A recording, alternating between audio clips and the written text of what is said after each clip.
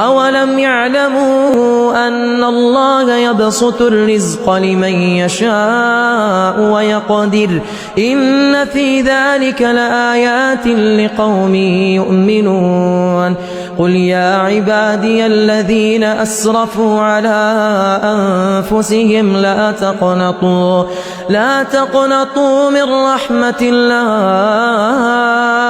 إن الله يغفر الذنوب جميعا إنه هو الغفور الرحيم وأنيبوا إلى ربكم وأسلموا له من قبل أن يأتيكم العذاب ثم لا تنصرون واتبعوه أحسن ما أنزل إليكم من ربكم من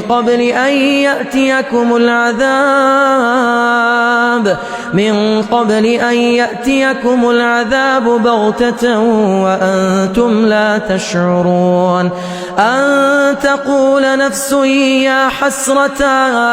يا حسرة على ما فرطت في جنب الله وإن كنت لمن الساخرين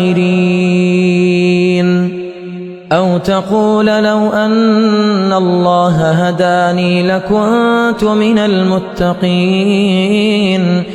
أو تقول حين ترى العذاب لو أن لي كرة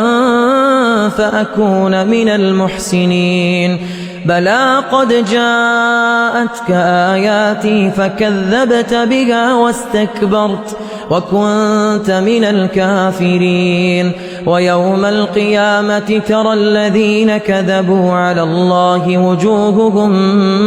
مسودة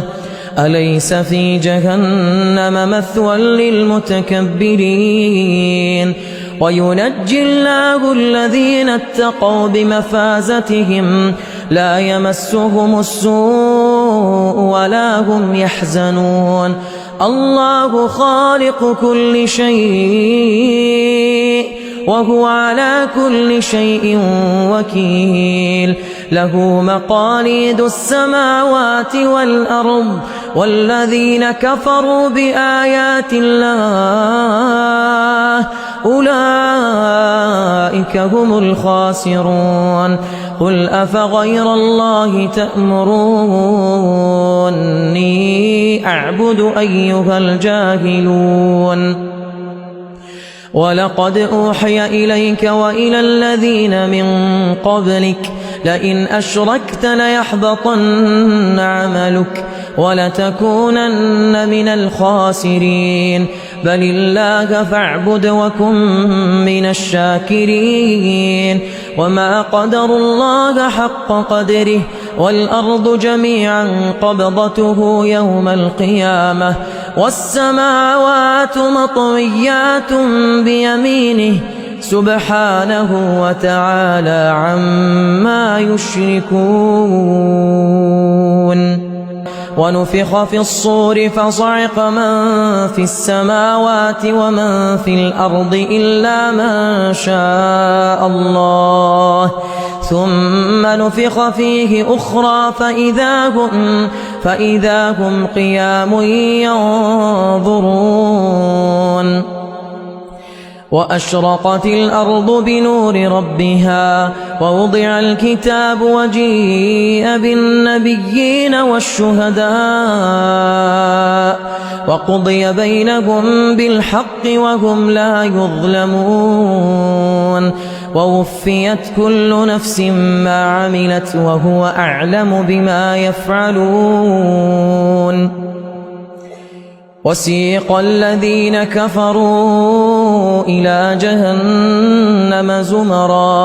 وسيق الذين كفروا إلى جهنم زمرا حتى إذا جاءوها فتحت أبوابها وقال لهم خزنتها ألم يأتكم رسل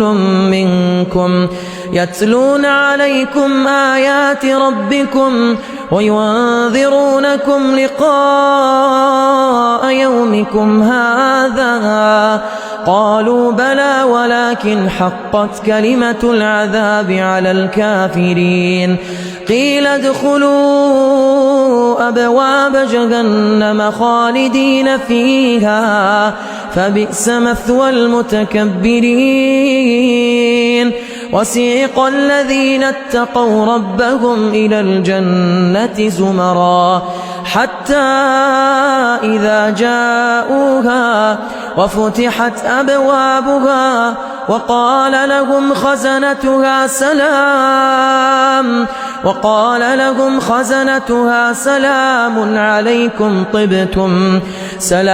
عليكم طبتم فادخلوها خالدين وقالوا الحمد لله الذي صدقنا وعده وأورثنا الأرض نتبوأ من الجنة حيث نشاء